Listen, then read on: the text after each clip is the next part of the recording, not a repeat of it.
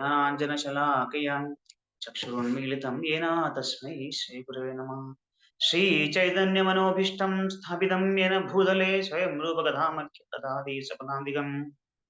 वन्देऽहं श्रीगुरो श्रीयुतपदकमलं श्रीगुरुं वैष्णवांश्च श्रीरूपं साग्रजातं सहगणरघुनाथानितं तं सजीवं साद्वैतं सावधूतं परिजनसहितं कृष्णचैतन्यदेवं श्रीराधाकृष्णपादान् सहगणललिता श्रीविशाखानितांशान् नमो विष्णुपादाय कृष्णपृष्ठाय भूतले श्रीमते भक्तिवेदान्तस्वामिने नामिने नमस्ते सारस्वती देवी गौरवाणी प्रचारिणे निर्विशेष शून्यवादी पाश्चात्यदेशारणे हे कृष्ण करुणा सिंधो दीनबंधु जगत्पते गोपेश गोपिकाकांत राधाकांत नमोऽस्तुते तप्त कांचन गौरांगी राधे वृंदावनेश्वरी वृषभानुसुते देवी प्रणमामि हरिप्रिये वाञ्छाकल्पतरुभ्यश्च कृपा सिन्धुभ्यः च वरदानां पावनेभ्यो वैष्णवेभ्यो नमो नमः।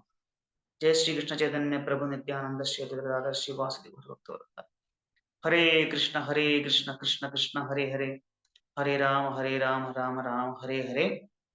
नमो महावदन्याय कृष्ण प्रेम प्रदाय कृष्णाय कृष्ण चैतन्य नामने गुरुदशना सौर्धुन्यश्चारिधीरे स्फुरितमदिबृहत् पूर्णपृष्ठावगात्रं रम्या रामावृतं सन्मणिकनकमासत्मसङ्गे वरीदं नित्यं प्रध्यालयोदित प्रणयभरलसत् कृष्णसङ्कीर्तनाट्यं श्रीवृन्दाडवि अभिन्नं जगत् अनुपमं श्रीनवद्वीपमेडें श्रीमन्मौक्तिकधाम वर्तजुगरं सुस्मेरचन्द्राननं श्रीगन्धागुरुचारुचित्रवसनं सद्दिव्यभूषाञ्जितं नृत्तावेशरसानुमोदमधुरं कन्दर्पवेशोज्ज्वलं चैतन्यं कनकद्युतिं निजजने संसेव्यमानं भजे। श्री चैतन्य महाप्रभु की जय। कलियुग धर्म हरिनाम संकीर्तन की जय। എല്ലാ ഭക്തന്മാർക്കും എൻ്റെ വിനീത പ്രണാമം.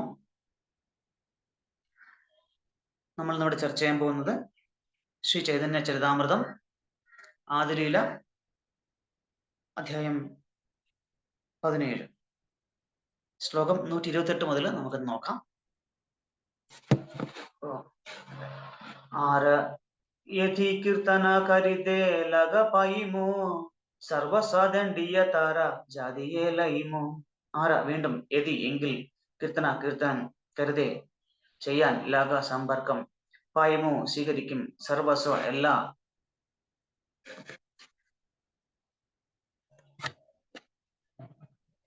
സ്വത്തുക്കളും ദണ്ഡിയ ശിക്ഷിക്കുക താര അവന്റെ ജാതി അത് ഖൈമു ഒലൈമു സ്വീകരിക്കും. വിവർത്തനം: ഇനി ആരെങ്കിലും ഇത്തരം സങ്കീർത്തനം നിർവഹിക്കുന്നത് കാണാനിടയായാൽ അവന്റെ എല്ലാ സ്വത്തുക്കളും കണ്ടുകിട്ടിക്കൊണ്ടും അവനെ ഒരു മുസ്ലിമാക്കി പ്രവർത്തനം ചെയ്തുകൊണ്ടും ഞാൻ ശിക്ഷിക്കും. ഭാവാർത്ഥം പ്രഭുപാദ് കി ജയ്. ഭാവാർത്ഥം: ഹിന്ദുവിനെ മുസ്ലിമാക്കി പരിവർത്തനം ചെയ്യുക എന്നത് അക്കാലത്ത് പ്രയാസമില്ലാത്ത കാര്യമായിരുന്നു. ഒരു മുസ്ലിം ഒരു ഹിന്ദുവിന്റെ ശരീരത്തിൽ ജലം തെളിച്ചാൽ ഉടൻ ആ ഹിന്ദു മുസ്ലിമായി മാറിക്കഴിഞ്ഞതായി കരുതപ്പെടുമായിരുന്നു. ബംഗ്ലാദേശിൽ ബ്രിട്ടീഷുകാരുടെ ഭരണമാറ്റത്തെ തുടർന്നുണ്ടായ അവസാനത്തെ ഹിന്ദു മുസ്ലിം കലാപത്തിൽ ധാരാളം ഹിന്ദുക്കളുടെ വായ്കളിൽ ഗോമാംസം തിരികെ കയറ്റി അവരെ നിർബന്ധപൂർവ്വം മുസ്ലിങ്ങളാക്കുകയുണ്ടായി. ചൈതന്യ ഭഗവാന്റെ കാലത്ത് ഹിന്ദുക്കൾ കർക്കശരായിരുന്നതിനാൽ ഒരിക്കൽ മുസ്ലിമായി പരിവർത്തനം ചെയ്യപ്പെടുന്ന പക്ഷം നവീകരിക്കപ്പെട്ട് വീണ്ടും ഹിന്ദുവായി തീരാൻ യാതൊരു സാധ്യതയും ഉണ്ടായിരുന്നില്ല. ഈ വിധത്തിൽ ഭാരതത്തിൽ മുസ്ലിം ജനസംഖ്യ വർദ്ധിച്ചു. ഒരു മുസ്ലിമും പുറത്തു നിന്ന് വന്നതല്ല. തിരികെ ഹിന്ദു സമുദായത്തിലേക്ക് വരാൻ അവസരമില്ലാത്ത വിധം മുസ്ലിങ്ങളായി തീരാൻ സാമൂഹ്യ സമ്പ്രദായം ഹിന്ദുക്കളെ നിർബന്ധിതരാക്കി. ഹിന്ദുക്കളായി ജീവിക്കാൻ ഹിന്ദുക്കൾ നൽകേണ്ട ഒരു നികുതിയും ഔറംഗസേബ് തുടങ്ങി വെച്ചു. അപ്രകാരം ഹിന്ദു സമൂഹത്തിലെ താഴ്ന്ന ജാതിയിൽപ്പെട്ട പാവപ്പെട്ടവരെല്ലാം നികുതി ഒഴിവാക്കാൻ മുസ്ലിങ്ങളായി തീർന്നു. ഈ വിധത്തിൽ ഭാരതത്തിൽ മുസ്ലിം ജനസംഖ്യ വർദ്ധിച്ചു. ശരീരത്തിൽ ജലം തളിക്കുക എന്ന ലളിതമായ പ്രക്രിയയിലൂടെ ജനങ്ങളെ മുസ്ലിങ്ങളാക്കുമെന്ന് ചാന്ദ്കാസി ഭീഷണിപ്പെടുത്തി.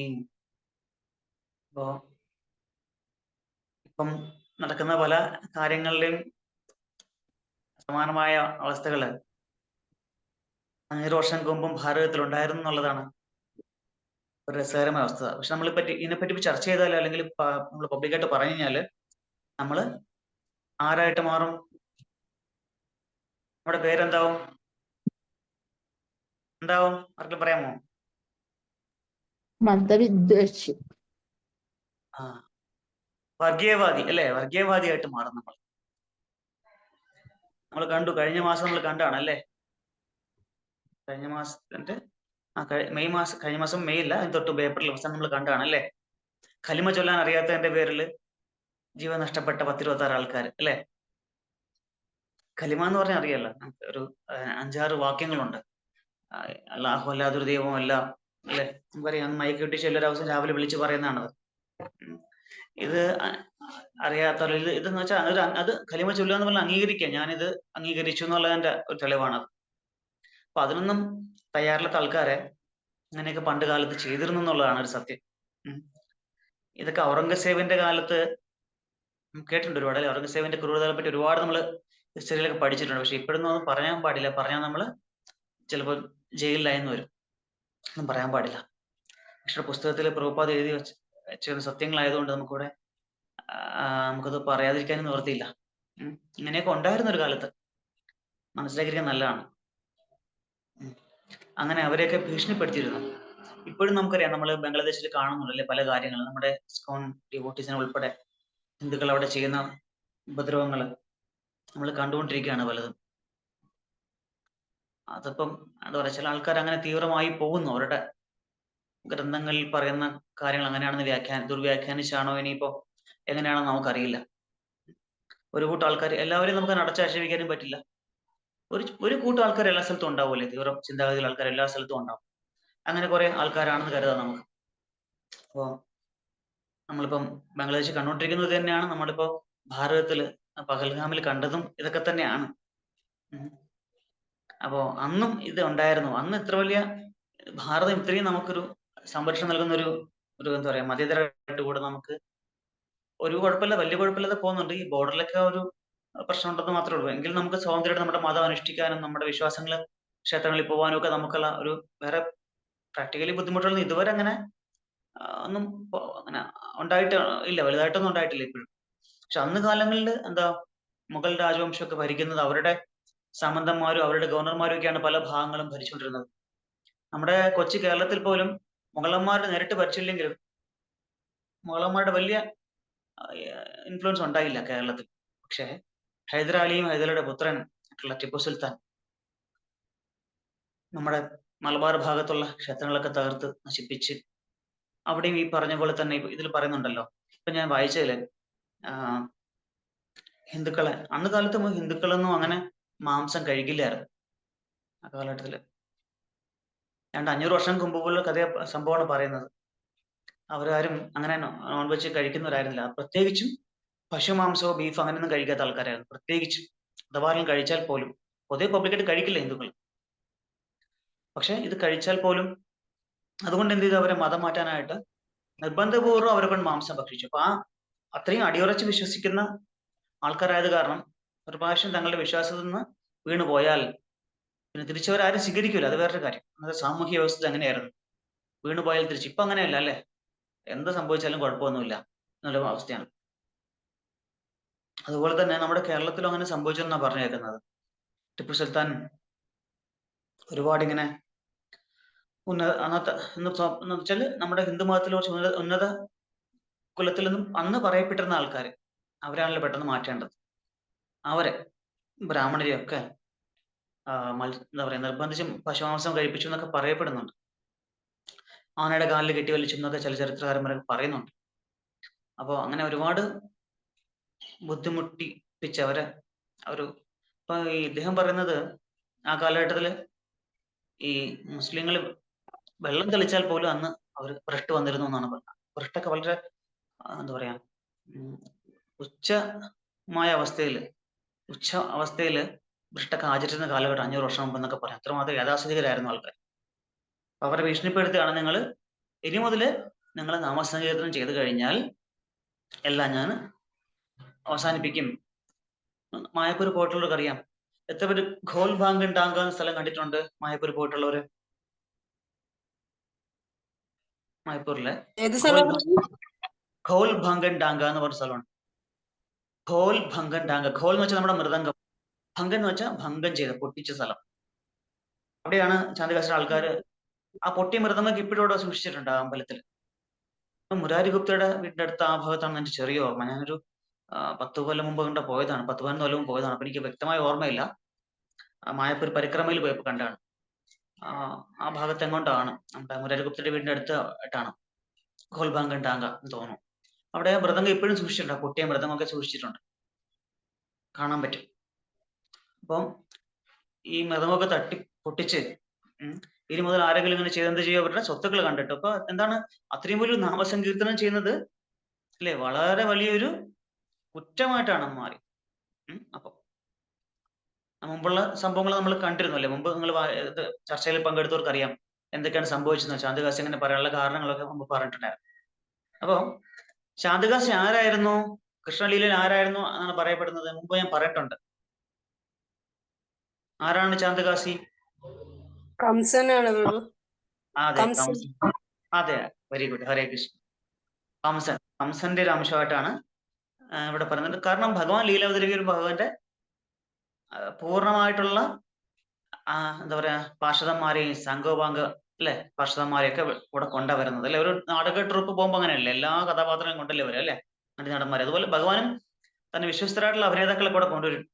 അപ്പൊ കംസനും ഒരു ചാൻസ് കിട്ടി അവിടെ. ഇതൊക്കെ ഭഗവാൻ ലീല സുഗമമാക്കാനായിട്ട് ഭഗവാനെ സഹായിക്കാൻ വേണ്ടി വരുന്ന സേവനത്തിലാണ് അവരൊക്കെ. നമ്മൾ നോക്കുമ്പോൾ അവരെന്തോ ദുഷ്ടത്തരം കാണിക്കുമ്പോൾ അല്ലെ.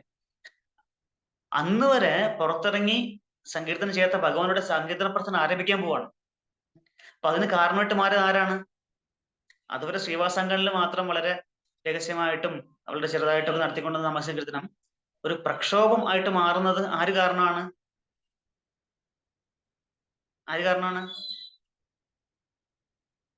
ഹരേ കൃഷ്ണ. ശാന്തകാസി എന്ന നിമിത്തമായിട്ട് അല്ലെ, ശാന്തകാസി ഒരു നിമിത്തമായിട്ട് മാറി. ഇവർക്ക് ഭഗവാന്റെ സേവനത്തിൽ, ഭഗവാന്റെ ലീലകളില് സേവനം അനുഷ്ഠിക്കുന്ന ആൾക്കാരാണ് ഇവരൊക്കെ. ഭഗവാന്റെ നിത്യപാർഷദന്മാരിൽപ്പെട്ട ആൾക്കാരല്ലേ ഇവരൊക്കെ അല്ലെ. കംസൻ ആരായിരുന്നു? അല്ലെ, ജയ വിജയാസ് അല്ലെ. കംസനും ശിശുപാലനും അല്ലെ. അതിനു മുമ്പ് രാവണൻ, ഹരേ കൃഷ്ണ. പ്രഭുജി ദണ്ഡവക്രയല്ലായിരുന്നോ? സോറി, എനിക്ക് തെറ്റിപ്പോയി. ദന്തവക്രൻ ശിശുപാലൻ.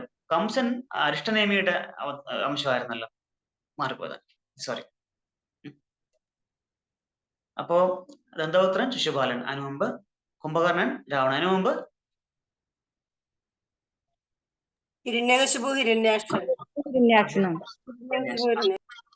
പിന്നെ നമ്മുടെ ചൈതന്യ ചരിതാമൃതത്തിൽ ചൈതന്യ ഭഗവാന്റെ ലീലയില് വീണ്ടും വരുന്നുണ്ട് അവര്. ആരായിട്ടാണ്? ജഗായ് മതായ്. അവരുടെ പേരെന്തായിരുന്നു, ഒറിജിനൽ പേര്? ജഗന്നാഥനും മാധവനും. അതെ, വെരി ഗുഡ്, ഹരേ കൃഷ്ണ. ഈ മറ്റേ ഈ ഗുണ്ടകൾക്കൊക്കെ പ്രത്യേക പേരിടുന്ന പോലെ അവരുടെ പേരങ്ങനെ മാറിയതാണ്. അങ്ങനത്തെ ആൾക്കാരായി മാറിയപ്പോ. ശരിക്കും ജഗന്നാഥനും മാധവൻ എന്നാണ് അല്ലെ. നമ്മളും അങ്ങനെ തന്നെ, നമ്മൾ കുട്ടികൾ നല്ല പേരൊക്കെ ഇടും അല്ലെ. എന്നിട്ട് എന്താ ഇടുന്നത്, വിളിക്കുന്ന എന്താണ്, പലരുടെയും പേര്. ചില ഒരു മസ്കലുള്ളപ്പോ ഒരു ഡിവോട്ടിയുടെ പേര് പാടിപ്രഭു എന്ന് വിളിക്കുമായിരുന്നു. അദ്ദേഹം കേൾക്കുന്നുണ്ടറിയില്ല പറയാൻ. അപ്പൊ ഞാൻ എന്താ പാടിപ്രഭു, പുള്ളിയുടെ പേര് പത്മനാഭൻ ആയിരുന്നു.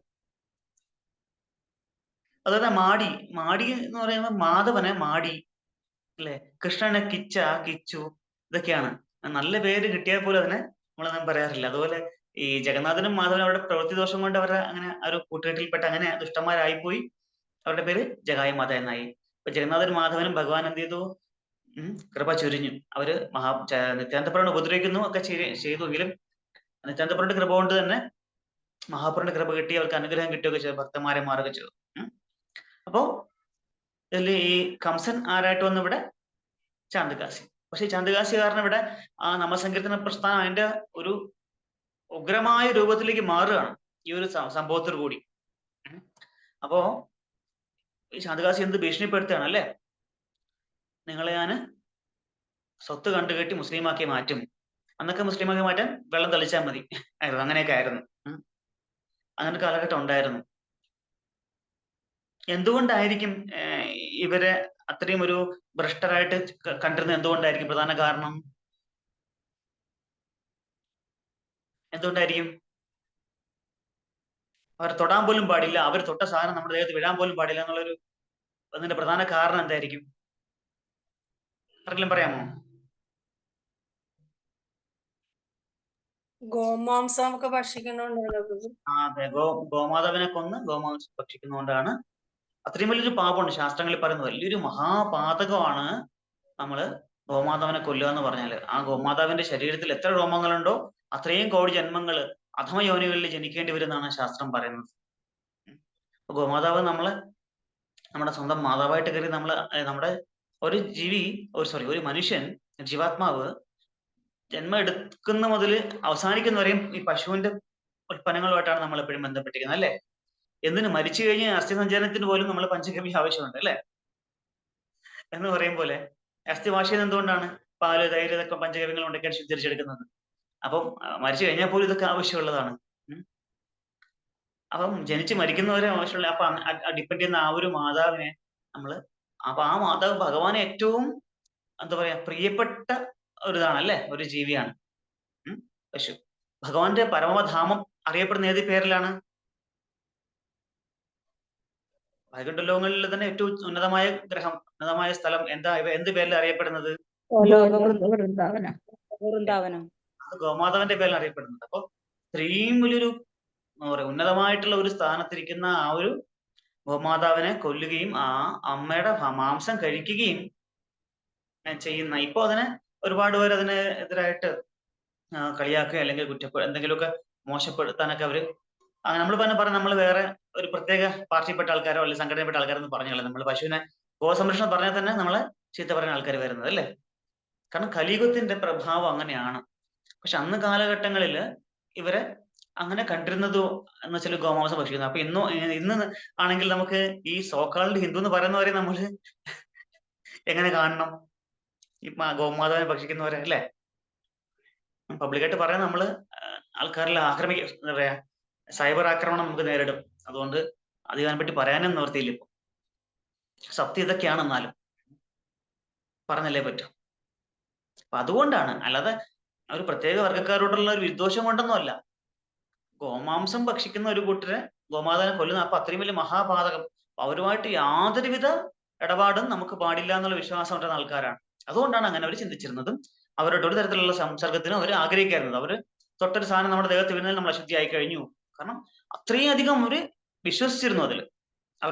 അവരുടെ വിശ്വാസങ്ങളിലും പ്രമാണങ്ങളിലും ഒരു അടിയുറച്ച് നിന്നിരുന്നു എന്നുള്ളതിന്റെ ഉദാഹരണമാണ്.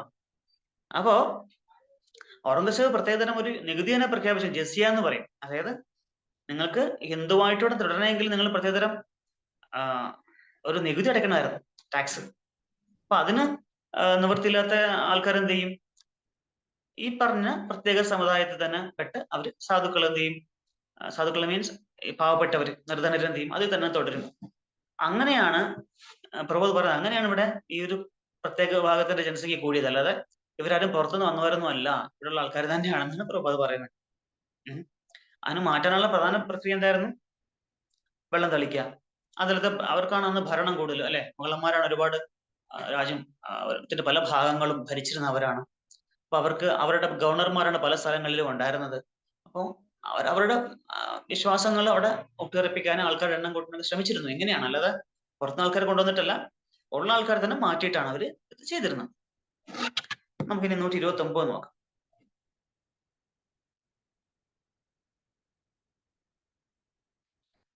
ബലികാജിഗല നഗരിയ ലോക പ്രഭു സ്ഥാനെ നിവേദില ഭയപട ശോക. വിവർത്തനം. ഇത്രയും പറഞ്ഞിട്ട് കാശി വീട്ടിലേക്ക് തിരിച്ചുപോയി. നാമസങ്കീർത്തനം ചെയ്യുന്നതിന് വിലക്കേർപ്പെടുത്തിയതിന്റെ ഞെട്ടലിലായ ഭക്തന്മാർ മഹാപ്രഭുവിന് മുമ്പിൽ അവരുടെ സങ്കടം ബോധിപ്പിച്ചു, അല്ലെ? ബോധിപ്പിക്കുന്ന സ്ഥലത്തിനാണ് അവർ ബോധിപ്പിച്ചത്. കാരണം ഈ ഒരു സങ്കീർത്ത പ്രസ്ഥാനം തുടങ്ങി വെക്കാൻ വേണ്ടി വന്ന ആളാണ് ശ്രീചൈതന്യ മഹാപ്രഭു. അപ്പൊ അദ്ദേഹത്തിനോട് തന്നെ അവരുടെ പരാതി അവര് ബോധിപ്പിച്ചു. ശ്ലോകം 130. പ്രഭുവാജ്ഞാതിലയാഹ കരഹ കീർത്തന മുയി സംഹാരിമു ആജി സകല യവന. വിവർത്തനം. മഹാപ്രഭു ആജ്ഞാപിച്ചു, പോവുക, സങ്കീർത്തനം ചെയ്യുക, എല്ലാ മുസ്ലിങ്ങളെയും ഞാനെന്ന് വധിക്കും. മഹാപ്രഭു അത്രയും രോഷം കൊണ്ടു. കാരണം മഹാപ്രഭു അന്ന് ഒരു ഉദ്യമം തന്നെ ഇതാണ്. അപ്പൊ അത് നടത്താൻ പാടുന്ന വെച്ചാൽ മഹാപ്രഭു വെറുതെ ഇരിക്കാൻ പറ്റും? മഹാപ്രഭു വിചാരിച്ചു ഇത് തന്നെയാണ് പറ്റിയ സമയം.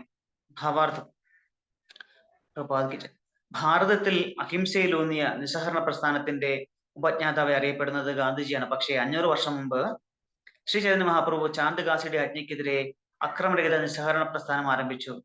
ഒരു പ്രസ്ഥാനത്തിനെ വിലക്കുന്നതിൽ നിന്ന് എതിരാളികളെ തടയാൻ അക്രമം ചെയ്യേണ്ട ആവശ്യമില്ല. അവരുടെ ആസുരീയമായ പെരുമാറ്റത്തെ കാരണവും വാദവും കൊണ്ട് ഒരുവനെ വധിക്കാൻ കഴിയും. എപ്പോഴെല്ലാം പ്രതിബന്ധങ്ങളുണ്ടായാലും ഹരേകൃഷ്ണ പ്രസ്ഥാനം ശ്രീ ചൈതന്യ മഹാപ്രഭുവിന്റെ കാലങ്ങളിൽ പിന്തുടർന്ന് എതിരാളികളെ കാരണവും വാദവും കൊണ്ട് വധിക്കുകയും അപ്രകാരം അവരുടെ ആശ്രയമായ പെരുമാറ്റം അവസാനിപ്പിക്കുകയും ചെയ്യണം. നമ്മൾ ഓരോ സംഭവത്തിലും അക്രമാസക്തരായാൽ നമ്മുടെ കാര്യങ്ങൾ നിർവഹിക്കാൻ നമുക്ക് ബുദ്ധിമുട്ടാകും. അതുകൊണ്ട് കാശിയുടെ ആജ്ഞയെ കാരണവും വാദഗതിയും കൊണ്ട് കീഴടക്കി ചൈതന്യ മഹാപ്രഭുവിന്റെ കലകളിൽ നാം പിന്തുടരണം. മഹാപ്രഭു എന്താണ് പറഞ്ഞത്? വധിക്കും എന്ന് പറഞ്ഞാൽ കൊണ്ട് ആയുധം എടുത്ത് വധിക്കും എന്നല്ല പറഞ്ഞത്. മഹാപ്രഭു ശരിക്കും ഒരു ആയുധം കൊണ്ടല്ലല്ലോ വന്നത്, അല്ലെ? മഹാപ്രഭു ആകെ ഒരു ആയുധം എന്തായിരുന്നു?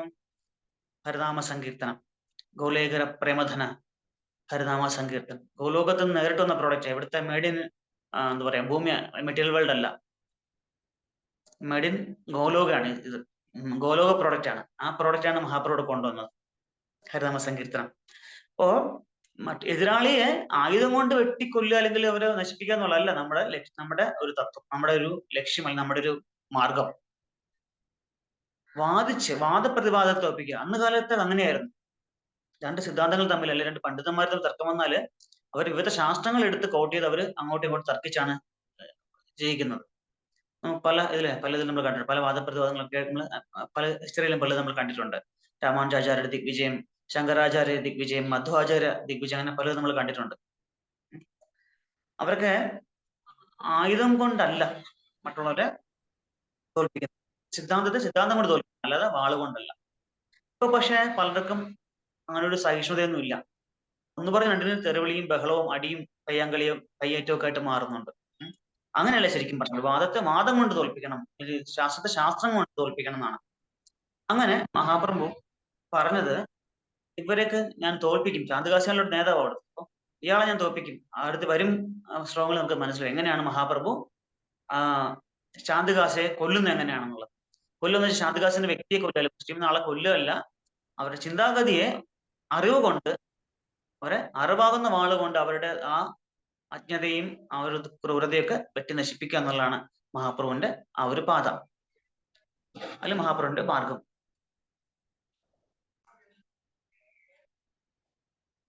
നമ്മളും എന്തെങ്കിലുമൊക്കെ ഇങ്ങനെ പല സംഭവങ്ങൾ നമ്മുടെ ജീവിതത്തിൽ ഉണ്ടാവും, പ്രകോപനപരമായിട്ട് പല. നമ്മളിപ്പോ സംയമനം പാലിക്കണം.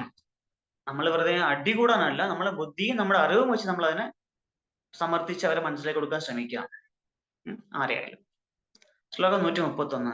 ഖരേ ഗിയ സാബാലോക ഖരേ കീർത്തന കാജീരാ ഭയേ സ്വച്ഛന്ദന ഹേ ചമക്കിതമന. നിവർത്തനം. വീടുകളിലേക്ക് മടങ്ങിപ്പോയ ജനങ്ങൾ കീർത്തനം ചെയ്യുവാൻ ആരംഭിച്ചെങ്കിലും കാസിയുടെ ആജ്ഞ മൂലം അവർ സ്വസ്ഥരായിരുന്നില്ല, മറിച്ച് സദാ ഉത്കണ്ഠാപൂർണരായിരുന്നു. ശ്ലോകം 132. താസഭാര അന്തരേ ഭയ പ്രഭു മനെ ജാനി കഹിദില ഗില ലോകേശ് ശീഘ്രഡകിയാനി. നിവർത്തനം. ജനങ്ങളുടെ മനസ്സിലെ ഭയം മനസ്സിലാക്കിയ ഭഗവാൻ അവരെ വിളിച്ചുകൂട്ടി അവരോട് ഇപ്രകാരം പറഞ്ഞു: നഗരേ നഗരേ ആചി കരിമുകീർത്തന സന്ധ്യാകാലേ കാരേ സഭേ നഗരമണ്ഡന. ഇന്ന് സന്ധ്യയ്ക്ക് ഞാൻ നഗരം തോറും സങ്കീർത്തനം ചെയ്യുക, അതിനാൽ നിങ്ങൾ വൈകുന്നേരം നഗരം അലങ്കരിക്കണം. ഭാവാർത്ഥം. അക്കാലത്ത് 9 ചെറിയ പട്ടണങ്ങൾ ചേർന്നതായിരുന്നു നവദ്വീപ്. അതിനാൽ നഗരേ നഗരി എന്ന വാക്കുകൾ അർത്ഥവത്താണ്. അടുത്തടുത്തുള്ള ഓരോ പട്ടണത്തിലും സങ്കീർത്തനം നിർവഹിക്കാൻ ശ്രീ ചൈതന്യ മഹാപ്രഭു ഇച്ഛിച്ചു. അതിനാൽ ആ ചടങ്ങിന് വേണ്ടി നഗരം മുഴുവൻ അലങ്കരിക്കാൻ അദ്ദേഹം ആജ്ഞാപിച്ചു. ഇതായിരുന്നു ആദ്യത്തെ എന്താ പറയാ നിസ്സഹരണ പ്രസ്ഥാനം. സർക്കാരുകൾ അന്യായമായിട്ട് നിയമങ്ങൾ നമ്മളിൽ അടിച്ചേൽപ്പിച്ചാൽ അതിനെ എങ്ങനെ നമ്മൾ നേരിടണം എന്നുള്ളതാണ്. നമ്മുടെ ചരിത്രത്തിൽ നമ്മൾ പറയപ്പെടുന്നത് ഈ നിസ്സഹരണ പ്രസ്ഥാനം, അല്ലെങ്കിൽ നിസ്സഹരണ പ്രസ്ഥാനം ആരംഭിച്ചത് ആരാണ്? ഗാന്ധിജി എന്ന് നമ്മൾ പറയുന്നത്. പക്ഷെ അത് 1920-ലാണ്. അതിന് 500 വർഷം മുമ്പ് തന്നെ ഇവിടെ ചൈതന്യ മഹാപ്രഭു അത് ആരംഭിച്ചു. അതും ഭഗവാന്റെ നാമസങ്കീർത്തനം, വേറെ അക്രമപരമായിട്ടല്ല, ഭഗവാന്റെ നാമസങ്കീർത്തനം കൊണ്ട് അതിനെ എതിർക്കാനായിട്ട് തുടങ്ങി. സന്ധ്യാദേ ദേവുരി സഭേ ജഗല ഘരെ ഘരെ ദേഖ കോന കാജി അസി മോരെ മാന കരേ. സന്ധ്യസമയത്ത് എല്ലാ ഭവനങ്ങളിലും തീപ്പന്തങ്ങൾ തെളിയിക്കുക. എല്ലാവർക്കും ഞാൻ സംരക്ഷണം നൽകാം. നമ്മുടെ കീർത്തനം തടയാൻ ഏത് കാശിയാണ് വരുന്നത് നമുക്ക് നോക്കാം എന്ന് മഹാപ്രഭു പറയാണ്. ആകെ സമ്പ്രദായേ നൃത്യ കരേ ഹരിദാസ മധ്യ നാചേ ആചാര്യ ഗോസായി പരമ ഉല്ലാസ. മുമ്പിലെ സംഘത്തിൽ ഹരിദാസ് ഠാക്കൂറും മധ്യസംഘത്തിൽ അദ്വൈതാചാര്യനും ആനന്ദപൂർവ്വം നൃത്തം ചെയ്തു. ശ്ലോകം 137. പാച്ചേ സമ്പ്രദായേ നൃത്യ കാരേ ഗൗരചന്ദ്ര താന്റെ സംഘേ നാച്ചി ബൂലെ പ്രഭു നിത്യാനന്ദ. വിവർത്തനം. ഭഗവാൻ ഗൗരചന്ദ്രൻ പുറകിലെ സംഘത്തിൽ നൃത്തം ചെയ്യുകയും നിത്യാനന്ദ പ്രഭു ചൈതന്യന്റെ നൃത്തത്തിനൊപ്പം നീങ്ങുകയും ചെയ്തു. ശ്ലോകം 138. വൃന്ദാവന ദാസായിഹ ചൈതന്യ മംഗളേ വിസ്താരീ വർണ്ണീ അച്ഛേന പ്രഭു കൃപാബലേ. മഹാപ്രഭുന്റെ കൃപാബലം കൊണ്ട് ശ്രീ വൃന്ദാവന ഠാക്കൂർ തന്റെ ചൈതന്യമംഗളത്തിൽ ഈ സംഭവം വിസ്തരിച്ച് വർണ്ണിച്ചിട്ടുണ്ട്. അപ്പൊ ഈ ശ്രീ ചൈതന്യ ചരിതാമൃതം പോലെ മുമ്പ് പറഞ്ഞിട്ടുണ്ട്. വേറെ പല ഗ്രന്ഥങ്ങളും മഹാപ്രഭുവിന്റെ ഭക്തന്മാര് മഹാപ്രഭുവിന്റെ അനുഭവങ്ങളെ പറ്റി അവരുടെ അനുഭവങ്ങൾ മഹാപ്രഭുള്ള അനുഭവങ്ങളും അവർ റെക്കോർഡ് വെച്ചിട്ടുണ്ടായിരുന്നു. അത് പല പുസ്തകങ്ങളായിട്ട് അറിയുന്നു. അത് ഓരോരുത്തർ അവരവർക്കുള്ള അനുഭവങ്ങളാണ് അവർ എഴുതി വെച്ചത്.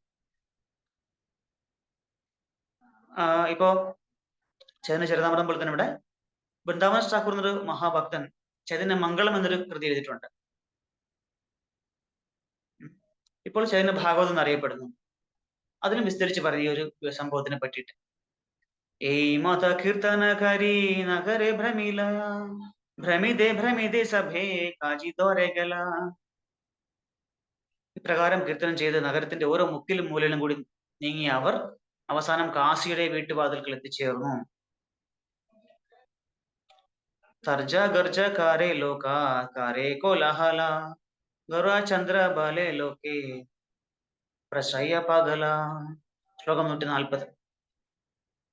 തർജ ഗർജ കോപത്താൽ പിറവിർത്തു, കരേ ചെയ്തു ലോക ജനങ്ങൾ, കരേ ചെയ്തു കോലാഹല കോലാഹലം, ഗൗരചന്ദ്രൻ ബലേ ബലത്താൽ ലോക ജനങ്ങൾ പ്രശയ പകല അതിനാൽ ഉന്മത്തരായി. ഗൗരചന്ദ്രന്റെ സംരക്ഷണത്തിലായിരുന്ന ജനങ്ങൾ പിറുപിറുക്കുകയും അലറുകയും അതിനാൽ ഉന്മത്തരാകുകയും ചെയ്തു. ഭാവാർത്ഥം. നാമസംഗീതത്തിന് ചേർന്ന് കാശി ആജ്ഞാപിച്ചിരുന്നു. പക്ഷേ ഇത് മഹാപ്രഭുവിനെ അറിയിച്ചപ്പോൾ അവിടുന്ന് കാശിയുടെ പൗരാവകാശ ലംഘന ഉത്തരവിനെതിരെ നിസ്സഹകരണം പ്രഖ്യാപിച്ചു.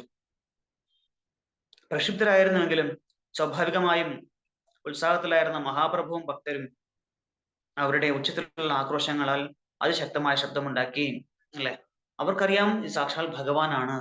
അല്ലെ, ഭഗവാൻ വിശ്വസിച്ചാണ് അവര് സ്വന്തം ജീവിതം ഒന്നും നോക്കാതെ ഭഗവാനും ഭഗവാന്റെ നാമത്തിനും വേണ്ടിയിട്ട് അവര് എന്ത് ചെയ്തു? അവരുടെ ജീവിതം അതിലേക്ക് സമർപ്പിക്കുകയാണ്. ഭഗവാന്റെ ആജ്ഞ സ്വീകരിച്ചുകൊണ്ട്. എങ്ങനെയാണ് അർജുനൻ കൃഷ്ണന്റെ ആജ്ഞ സ്വീകരിച്ചുകൊണ്ട് യുദ്ധത്തിന് തയ്യാറായോ, അതുപോലെ തന്നെ ഇവിടെയും ഈ ഒരു അധർമ്മത്തിനെതിരെ പോരാടുവാനായിട്ട് ഈ ഭക്തന്മാരെല്ലാം സാക്ഷാൽ ശ്രീകൃഷ്ണ ഭഗവാൻ തന്നെയായിട്ടുള്ള ശ്രീ ഗൗരചന്ദ്രനെ ആശ്രയിച്ചുകൊണ്ട് അദ്ദേഹത്തിന്റെ ആജ്ഞ അനുസരിച്ച് ഇവർ ഇറങ്ങി പുറപ്പെടുകയാണ്. ആലോചിച്ച് നോക്ക്, ഹരിനാമം ജപിക്കാൻ പോലും ഇത്രയും ബുദ്ധിമുട്ടുണ്ടായിരുന്ന ഒരു കാലഘട്ടം. നമുക്കൊക്കെ ഇപ്പൊ നമ്മളിപ്പോ ആരെങ്കിലും എന്തെങ്കിലും ഉപദ്രവിക്കുന്നുണ്ടോ? നാമം ജപിക്കാൻ പാടില്ലെന്ന് പറഞ്ഞിട്ടോ, ജപിച്ചാല് മതം മാറ്റുമെന്നോ അല്ലെങ്കിൽ സ്വത്ത് കണ്ടു കിട്ടുമെന്നൊന്നും ആരും പറയുന്നില്ലല്ലോ. എന്നിട്ട് നമുക്ക് ജപിക്കാൻ വലിയ ബുദ്ധിമുട്ടാണ്. ഇത്രയും ഗോലോക പ്രേമധനായിട്ടുള്ള ആ ഒരു ഗിഫ്റ്റ് മഹാപ്രഭു ആ ഒരു സമ്മാനം കൊണ്ടുവന്നപ്പോൾ നമ്മളത് വേണ്ടവണ്ണം അത് ഉപയോഗിക്കാൻ നമുക്ക് പറ്റുന്നില്ല. നമ്മളൊരു തലവെട്ടെന്ന് പറഞ്ഞിട്ടില്ല, നമ്മളെ ജപിച്ചാൽ പിടിച്ച് ജയിലിലോട്ടെന്ന് പറഞ്ഞിട്ടില്ല, നിങ്ങളുടെ ദേഹത്ത് വെള്ളം തെളിച്ച് നിങ്ങളെ മതം മാറ്റുമെന്ന് പറഞ്ഞിട്ടില്ല, ആരും പറയുന്നില്ല. നമുക്കിപ്പോൾ എല്ലാ തരത്തിലുള്ള സൗന്ദര്യവും നമുക്കിവിടെ ഉണ്ട്. എന്നിട്ട് നമുക്ക് എന്തൊക്കെയോ തടസ്സങ്ങൾ നമ്മളെ ഇങ്ങനെ ഈ ഹരിനാമത്തിൽ നിന്നും ആ ഒരു എന്താ പറയാ പരമമായ ആനന്ദം അനുഭവിക്കുന്നതിലൊക്കെ നമുക്ക് എന്തോ തടസ്സങ്ങൾ വരുന്നുണ്ട്. നമ്മുടെ ഈ ജീവിതത്തിൽ ഇപ്പോ ശാന്തികാശിമാരൊന്നും ഇല്ലെങ്കിലും ചില ശാന്തികാശിമാരുണ്ട് നമ്മുടെ ഉള്ളില്. ആരൊക്കെയാണത് ആ ശാന്തികാശിമാര്? പ്രത്യക്ഷത്തിലില്ലെങ്കിലും വ്യക്തിരൂപത്തിലില്ലെങ്കിലും നമ്മുടെ ഉള്ളിൽ ചില ശാന്തികാശിമാരുണ്ട്. ആരൊക്കെയാണത്?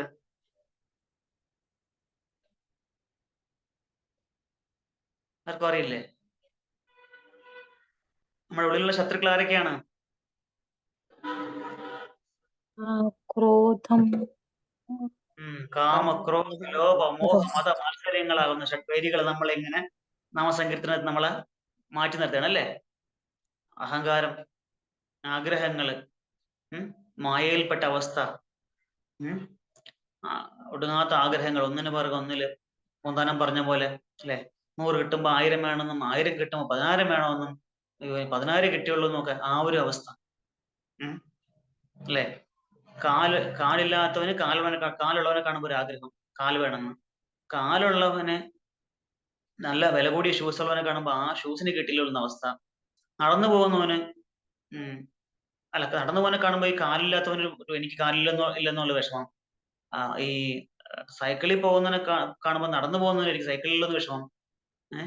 സൈക്കിളിൽ പോകുന്നവന് ബൈക്കിൽ പോകുന്നവനെ കാണുമ്പോൾ എനിക്ക് ബൈക്കില്ലെന്ന് വിഷമം. ബൈക്കിൽ പോകുന്നവന് കാറിൽ പോകുന്നവനെ കാണുമ്പോൾ കാറിലല്ലോ എന്നൊരു വിഷമം. അത് കഴിഞ്ഞ് ഹെലികോപ്റ്ററിൽ വന്നിറങ്ങുന്ന മുതലാളിയെ കാണുമ്പോൾ എനിക്ക് ഹെലികോപ്റ്ററിലല്ലോ എന്നൊരു വിഷമം അല്ലെ? ഇതൊക്കെയാണ് നമ്മുടെ പ്രശ്നങ്ങൾ.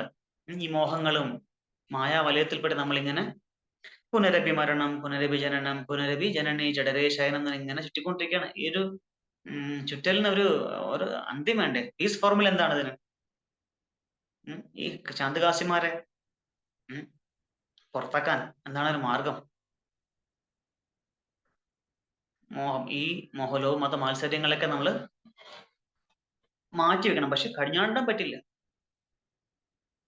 വലിയ ബുദ്ധിമുട്ടാണ്. അങ്ങനെ കടിഞ്ഞാട്ടാൻ പറ്റില്ല. പക്ഷെ നമ്മുടെ മനസ്സിന്റെയും വിചാരങ്ങളെയും നമ്മുടെ പ്രവൃത്തികളെയൊക്കെ നമ്മൾ ഭഗവാന്റെ സേവനത്തിൽ നമ്മൾ ഏർപ്പെടുത്തിയാൽ ഭഗവാന്റെ നമ്മുടെ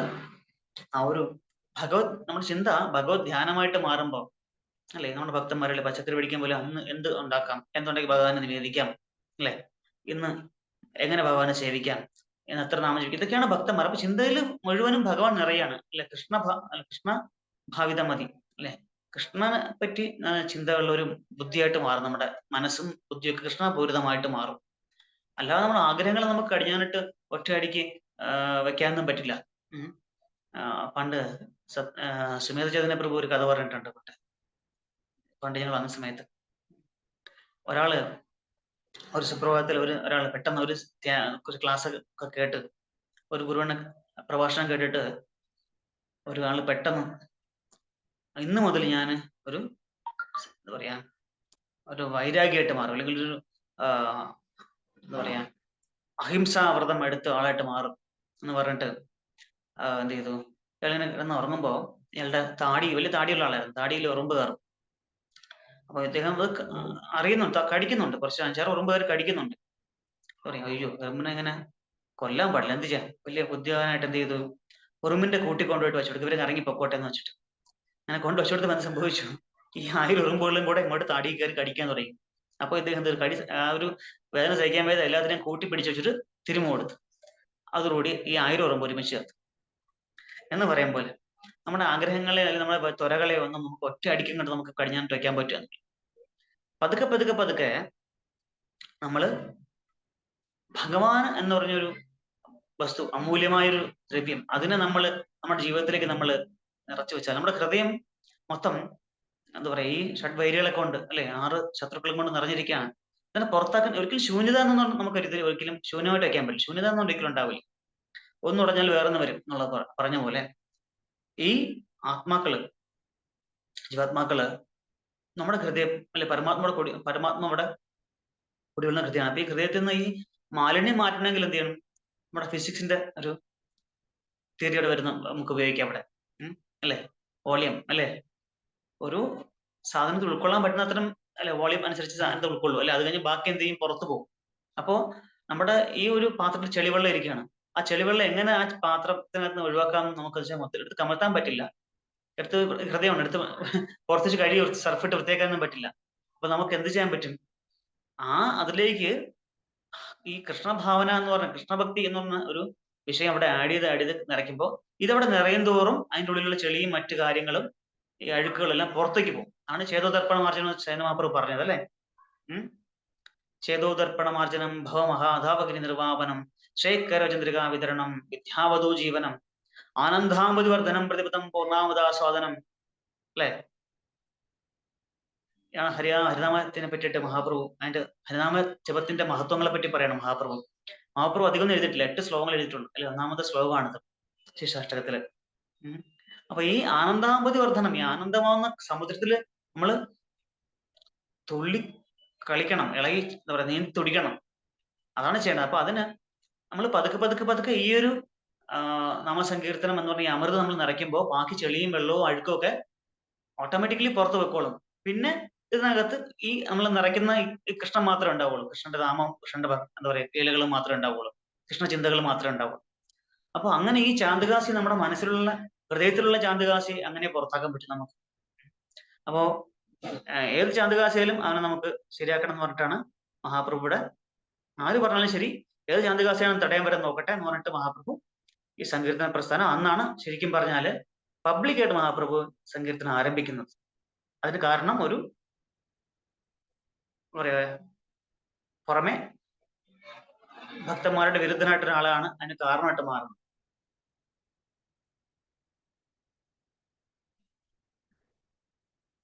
കീർത്തനേര ധ്വനി ദേ കാജി ലുഖായിരാ ഘരേ തർജന ഗർജന ശൂനി നാഹായ ബാഹിരേ. അതിന് എല്ലാ നേതാക്കന്മാരെ പോലെ തന്നെ വിവർത്തനം. സങ്കീർത്തനത്തിൽ ഉച്ചത്തിലുള്ള ശബ്ദം കാശി തീർച്ചയായും ഭയപ്പെടുത്തി. അതിനാൽ അദ്ദേഹം മുറിക്കുള്ളിൽ സ്വയം ഒളിച്ചു. ജനങ്ങൾ അപ്രകാരം ക്രുദ്ധരായി പ്രതിഷേധവും മർമ്മരവും ഉയർന്നത് കേട്ട കാശി ഗൃഹത്തിന് പുറത്തു വന്നില്ല. ഇപ്പോഴും അങ്ങനെയൊക്കെ തന്നെ അല്ലേ, വലിയ ആജ്ഞാവിക്ക് പുറപ്പെടുവിക്കും, പക്ഷേ ഈ ജനങ്ങൾ പൊതുജനം അങ്ങോട്ട് ഇളകി കഴിഞ്ഞാൽ അവർ പുറത്തോട്ടും വരില്ല. നമ്മൾ കണ്ടു, പല രാജ്യങ്ങളും കണ്ടല്ലേ, ശ്രീലങ്ക ഉൾപ്പെടെ പല രാജ്യങ്ങളും കണ്ടല്ലേ. ഭരണകർത്താക്കളൊക്കെ അവിടെ നിന്ന് ഒളിച്ചോടി ടൈഗർ രക്ഷപ്പെടുന്ന ഒരു അവസ്ഥയാണ് ഈ ജനങ്ങൾ ഇളകി കഴിയുമ്പോൾ. അപ്പൊ പൊതുജനത്തിന് അന്നും പേടി ഉണ്ടായിരുന്നവർക്കൊക്കെ. ഭാവാർത്ഥം: സങ്കീർത്തനം ചേരുന്ന കാശിയുടെ ആജ്ഞയ്ക്ക് നിസ്സഹരണം നടത്തുന്നതുവരെ മാത്രമേ നിലനിൽക്കാൻ കഴിയുമായിരുന്നുള്ളൂ. പരമോന്നതനായ ശ്രീ ചൈതന്യ മഹാപ്രഭുവിന്റെ നേതൃത്വത്തിൽ കീർത്തന സംഘങ്ങൾ കാശിയുടെ ആജ്ഞ ലംഘിച്ചു. ആയിരങ്ങൾ ഒത്തുചേരുകയും ഹരേ കൃഷ്ണ മഹാമന്ത്രം കീർത്തനം ചെയ്യുകയും ആർപ്പുവിളികളോടുകൂടി പ്രതിഷേധ ശബ്ദം ഉയർത്തുകയും ചെയ്തു. അതിനാൽ സ്വാഭാവികമായും അത്തരം ഒരു സാഹചര്യത്തിൽ ഒരുവൻ ഭയപ്പെടുന്നത് പോലെ കാശിയും വളരെയധികം ഭയപ്പെട്ടു. ഇന്നും ലോകമെമ്പാടുമുള്ള ജനങ്ങൾ കൃഷ്ണാബോധ പ്രസ്ഥാനത്തോട് ഒന്നുചേർന്ന് പാപപ്രവൃത്തികളെ അടിസ്ഥാനമാക്കി പ്രവർത്തിക്കുന്ന നിരീശ്വരവാദ സമൂഹങ്ങളുടെ ഭരണകൂടങ്ങൾക്കെതിരെ പ്രവർത്തിക്കേണ്ടതാണ്. കലിയുഗത്തിൽ കള്ളന്മാരും തെമ്മാടികളും വിദ്യാഭ്യാസമോ സംസ്കാരമില്ലാത്ത നാലാംകിടക്കാരായ ജനങ്ങളും പൗരന്മാരെ ചൂഷണം ചെയ്യുന്നതിന് സർക്കാരുകളിൽ സ്ഥാപനങ്ങൾ പിടിച്ചടക്കുമെന്ന് ശ്രീമദ് ഭാഗവതം പ്രസ്താവിക്കുന്നു. ഇത് കലിയുഗത്തിന്റെ ലക്ഷണമാണ്. ജനങ്ങൾക്ക് അവരുടെ ജീവനും സ്വത്തിനും സംരക്ഷണം ലഭിക്കുന്നില്ല, എന്നിട്ടും ഭരണകൂടങ്ങൾ എന്ന് വിളിക്കപ്പെടുന്നവ തുടരുന്നു. സർക്കാർ മന്ത്രിമാർക്ക് കനത്ത ശമ്പളം ലഭിക്കുന്നു. അവർക്ക് സമൂഹത്തിന്റെ ക്ഷേമത്തിന് വേണ്ടി ഒന്നും ചെയ്യാൻ കഴിവില്ലാത്തവരാണെങ്കിൽ പോലും കൃഷ്ണബോധത്തിന്റെ കൊടിക്കൂറയ്ക്ക് കീഴിൽ സങ്കീർത്തന പ്രസ്ഥാനത്തെ വളർത്തുകയും സർക്കാരുകളുടെ എല്ലാം പാവപങ്കിലമായ പ്രവർത്തനങ്ങൾക്കെതിരെ പ്രതിഷേധിക്കുകയാണ് അത്തരം അവസ്ഥകൾക്കുള്ള ഏക പരിഹാരം. കൃഷ്ണബോധ പ്രസ്ഥാനം മതവൈകാരിക പ്രസ്ഥാനമല്ല, അത് മനുഷ്യ സമൂഹത്തിന്റെ എല്ലാവിധ ക്രമക്കേടുകളുടെയും നവീകരണത്തിനുള്ള പ്രസ്ഥാനമാണ്. ജനങ്ങൾ അതിനെ ഗൗരവപൂർവ്വം സ്വീകരിക്കുകയും ശ്രീ ചൈതന്യ മഹാപ്രഭു ആജ്ഞാപിച്ചിട്ടുള്ള ചുമതലകൾ ശാസ്ത്രീയമായി നിർവഹിക്കുകയും ചെയ്യുന്ന പക്ഷം ലോകം പ്രയോജനരഹിതമായ ഭരണകൂടങ്ങൾക്ക് കീഴിൽ ആശയക്കുഴപ്പത്തിനും നിസ്സഹായരായും കഴിയാതെ സമാധാനവും സമൃദ്ധിയും കൈവരിക്കുന്നു. മനുഷ്യ സമൂഹത്തിൽ തെമ്മാടികളുടെയും കള്ളന്മാരും എപ്പോഴും ഉണ്ട്. ദുർബലമായ ഒരു ഭരണകൂടത്തിന് അതിന്റെ ചുമതലകൾ നിർവഹിക്കാൻ കഴിയാതാവുമ്പോൾ ഈ വഞ്ചകരും ചോരന്മാരും അവരുടെ തൊഴിൽ ചെയ്യാൻ പുറത്തു വരും. അപ്രകാരം സമൂഹം മാണിരും സൗമ്യരുമായ ജനങ്ങൾക്ക് ജീവിക്കാൻ യോഗ്യമല്ലാത്ത വിധം ഒരു നരകമായി തീരും. അതിനാൽ ഒരു ഭരണകൂടത്തിന്റെ കൃഷ്ണാബോധത്തിലുള്ള ഒരു ഭരണകൂടത്തിന്റെ അടിയന്തര ആവശ്യമുണ്ട്. ജനസമൂഹങ്ങൾ കൃഷ്ണാബോധമുള്ളവരാകാത്ത പക്ഷം അവർക്ക് നല്ല മനുഷ്യരെ തീരാൻ കഴിയില്ല. ശ്രീ ചൈതന്യ മഹാപ്രഭു ഹരേ കൃഷ്ണ മഹാമന്ത്ര കുറിച്ച കൃഷ്ണാബോധ പ്രസ്ഥാനത്തിന് ഇപ്പോഴും അതിന്റെ ശക്തിയുണ്ട്. അതുകൊണ്ട് ജനങ്ങൾ അതിനെ ഗൗരവപൂർവമായും ശാസ്ത്രീയമായും മനസ്സിലാക്കുകയും ലോകത്തിലുടനീളം അത് പ്രചരിപ്പിക്കുകയും ചെയ്യണം. ശ്രീ ചൈതന്യ മഹാപ്രഭു ആരംഭിച്ച സങ്കീർത്തന പ്രസ്ഥാനത്തെ പറ്റി ചൈതന്യ ഭാഗവതം മധ്യഖണ്ഡം 23-ാം അധ്യായത്തിൽ 241-ാം ശ്ലോകം മുതൽ വിവരിച്ചിട്ടുണ്ട്. അവിടെ പറയുന്ന: പ്രിയപ്പെട്ട ഭഗവാനെ, എന്റെ മനസ്സിനെ അങ്ങയുടെ പാദപങ്കജങ്ങളിൽ ഉറപ്പിക്കണമേ. അവിടുന്ന് ചൊല്ലിയ കീർത്തനം എല്ലാ ഭക്തന്മാരും ഏറ്റുചൊല്ലി. ഈ വിധത്തിൽ ഭഗവാൻ മുഴുവൻ സങ്കീർത്തന സംഘത്തെയും ഗംഗാതീരത്തുള്ള നിരത്തുകളിലൂടെ മുന്നോട്ട് നയിച്ചു. സ്വന്തം സ്ഥാനഘാട്ടിൽ എത്തിയപ്പോൾ ഭഗവാൻ അധികം നൃത്തം ചെയ്തു. അവിടുന്ന് മധായി ഘട്ടിലേക്ക് പോയി. ഇപ്രകാരം പരമോന്നതനായ വിശ്വംഭരൻ ഗംഗയുടെ തീരങ്ങളിൽ ഉടനീളം നൃത്തം ചെയ്തു. പിന്നീട് ബാരഗോണ ഘാട്ടിലേക്കും അവിടെ നിന്ന് നാഗരീയ ഘാട്ടിലേക്കും മുന്നേറിയ അവിടുന്ന് ഗംഗാ നഗരത്തിലൂടെ നഗരാന്ത്യത്തിലെ ഒരു ആസ്ഥാനമായ സിമുലിയായിലെത്തി. ശ്രീ മായാപ്പൂരിന് ചുറ്റുമാണ് ഈ സ്ഥലങ്ങളെല്ലാം സ്ഥിതി ചെയ്യുന്നത്. സിമുലിയാലിനെത്തിയ ശേഷം അവിടുന്ന് കാസിയുടെ ഭവനത്തിലേക്ക് മുന്നേറി. ഇപ്രകാരം അവിടുന്ന് ചാന്ദ് കാസിയുടെ ഭവന കവാടത്തിൽ എത്തിച്ചേർന്നു. അങ്ങനെ മഹാപർവന്റെ ആ ഒരു പ്രക്ഷോഭം, അലയടിക്കുന്ന സമുദ്രം പോലെ ആയിരക്കണക്കിന് ആളുകൾ പങ്കെടുക്കുന്ന ഒരു വലിയൊരു പ്രതിഷേധമായിട്ടാണ്. എങ്ങനെയാണ്, അല്ലാതെ പ്രതിഷേധം എന്താണ്, എന്താ പറയാ, നമ്മളിപ്പോ കേൾക്കുന്ന മുദ്രാവാക്യമൊന്നും അല്ല അല്ലെ.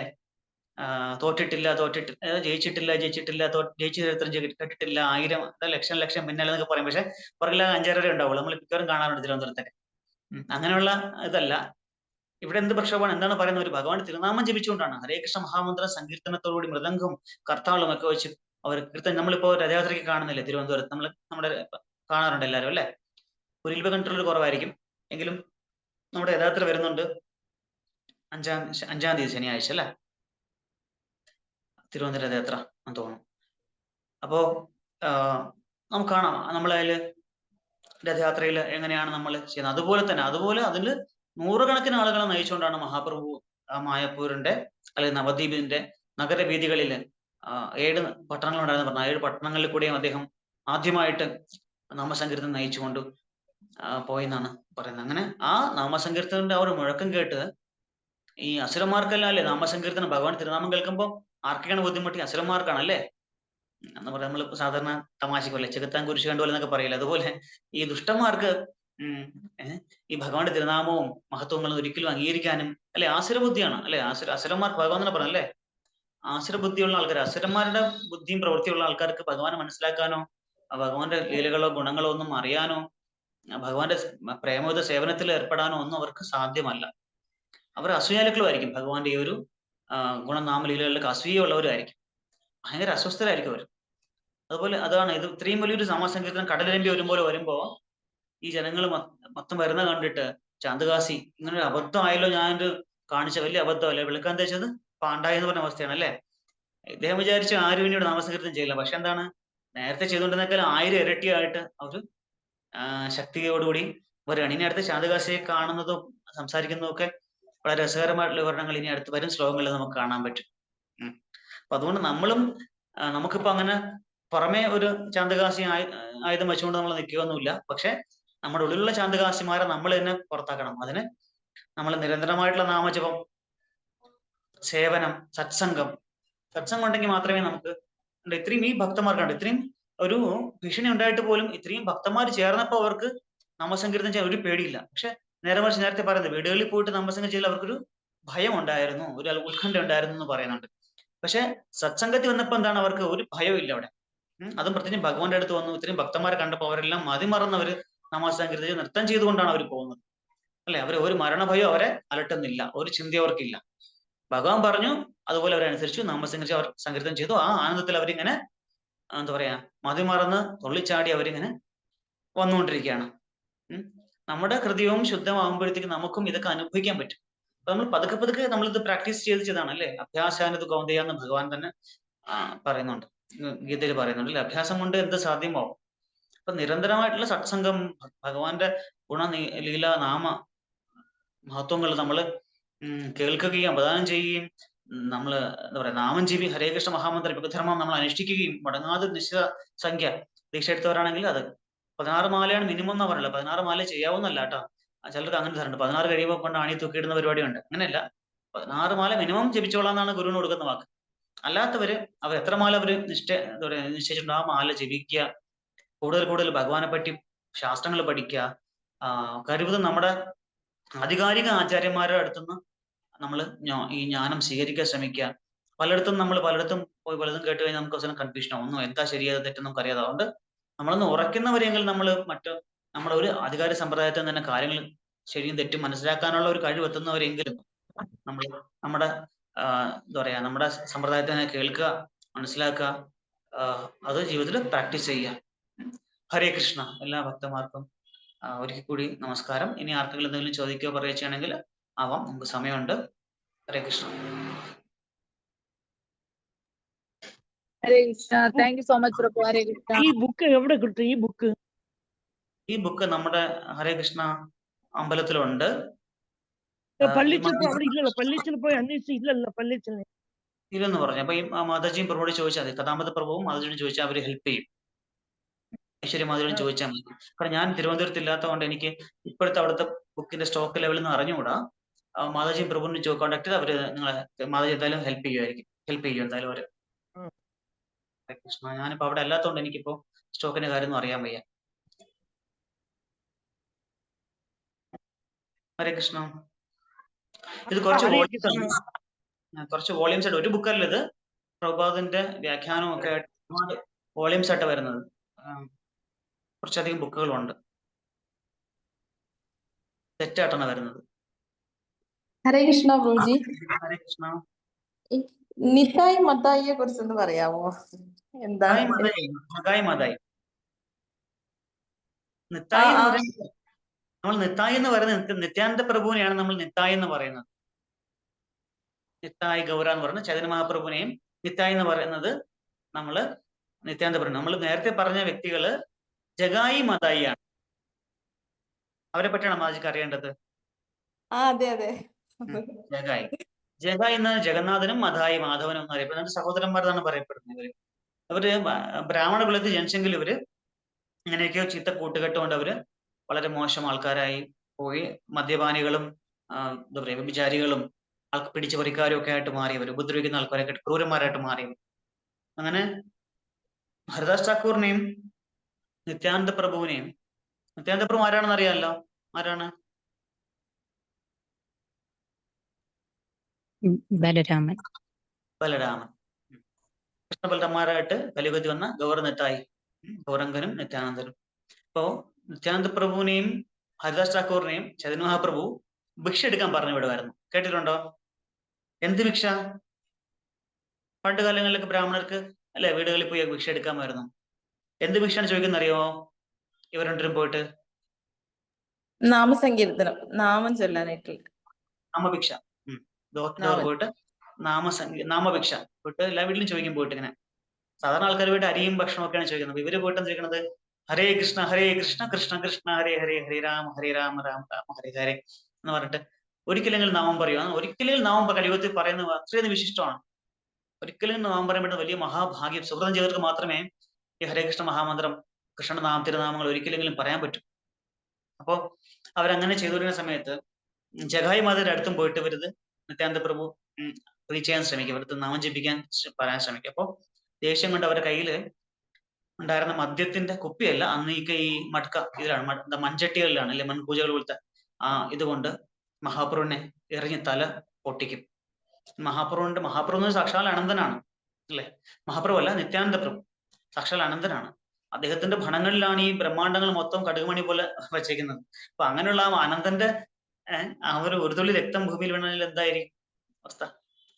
അപ്പോ അത് അറിഞ്ഞോട്ടം തന്നെ മഹാപ്രഭു വളരെ അല്ലെ നിഷ്ഠാശാന്തിപരായണ, സന്യാസകർശമശാന്ത നിഷ്ഠാശാന്തിപരായണ എന്ന് ശാന്തി പരായണനായിട്ട് അവതരിച്ച ശ്രീ ചൈതന്യ മഹാപ്രഭു രോഷാകുലനായിട്ട് ഉടനെ സ്വന്തം സുദർശനത്തെ ആവാഹിക്കുകയാണ്.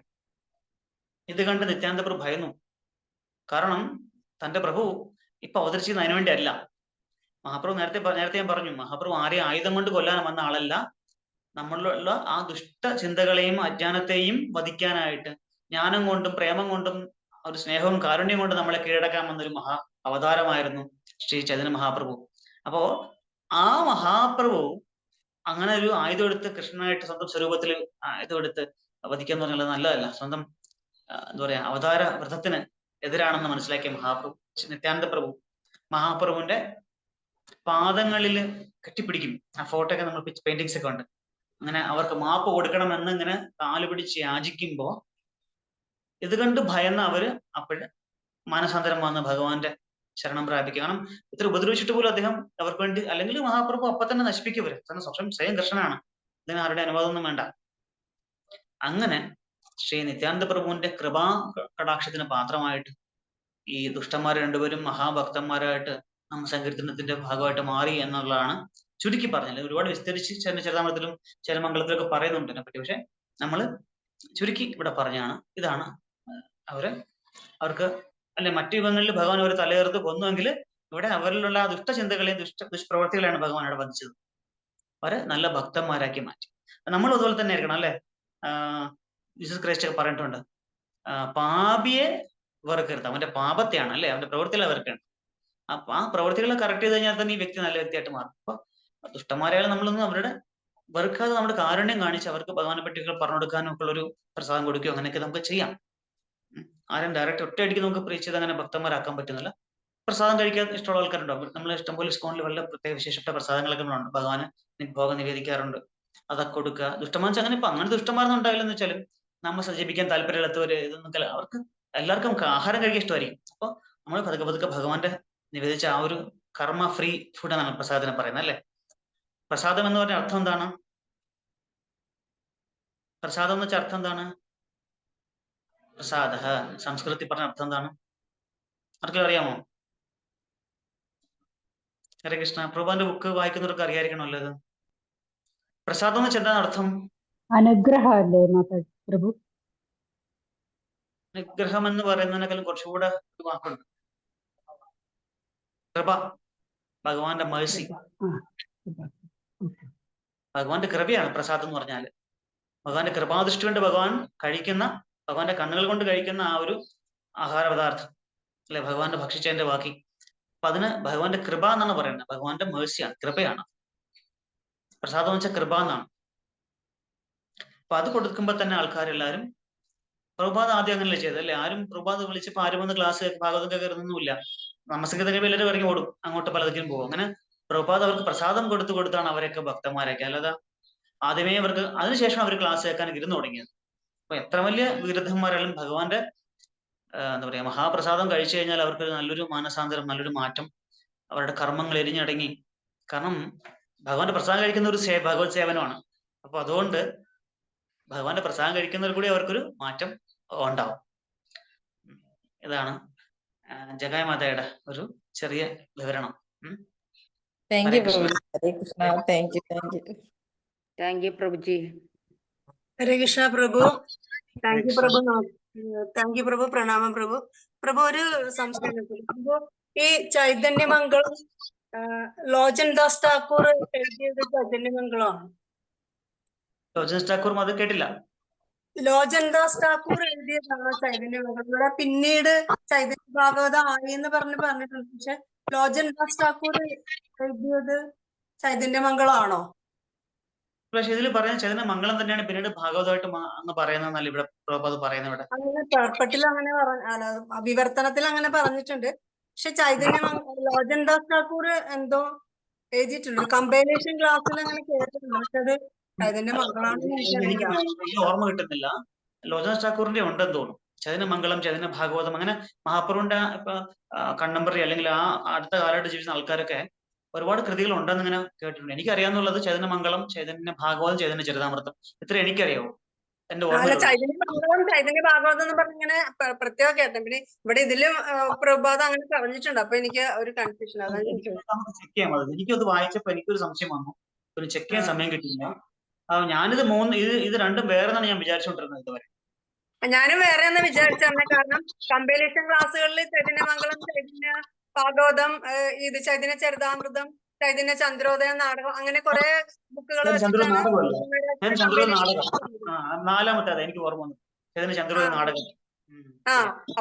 അപ്പൊ ഈ ചൈതന്യമംഗളം ലോചൻ ദാസ് ഠാക്കൂർ എഴുതിയിട്ടുണ്ട്. പക്ഷെ അത് ചൈതന്യമംഗളമാണോ വേറെ എന്തെങ്കിലും ആണോ ഇവിടെ ഇങ്ങനെ പറഞ്ഞപ്പോ എനിക്കൊരു കൺഫ്യൂഷൻ. പ്രഭു അതൊന്ന് നോക്കിയിട്ട് പറയുമോ പ്രഭു? അടുത്ത ദിവസം പറയാം. ഞാനത് അതിനെപ്പറ്റി റിസർച്ച് നടത്താം.